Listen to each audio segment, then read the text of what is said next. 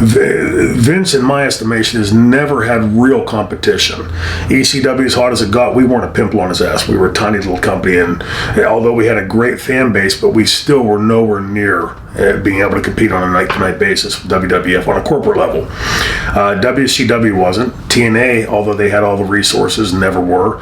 And so there's been all these false starts, and I think as a result, Vince McMahon has gotten a bit complacent and believing that nobody can compete with him, which is a fallacy.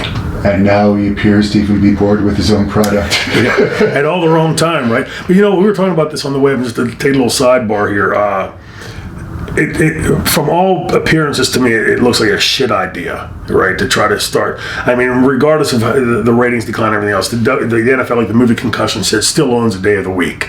But if you look at the ratings decline and you look, like I just watched the Patriots-Jaguars game, and as somebody who's been watching football for all my life, I kept asking, because I hadn't watched a full game in a couple of years. I kept asking my buddy, why was that a flag?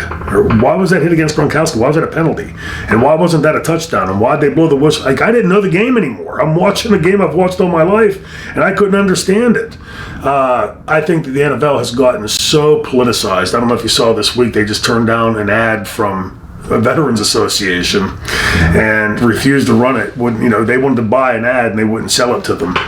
There's a lot of people in America that are just pissed off about the politics and like in my case the so many rules changes that it doesn't seem like football anymore.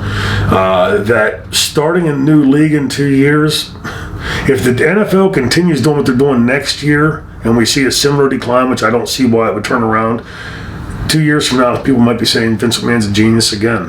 Who knows? It's crazy, but I think the last thing the WWE right now needs is for him to take his eye off of it and doing anything else. It needs a lot of help right now. I agree with you on that, even though I'm not even inclined to watch it at all. You and me both. What's happening?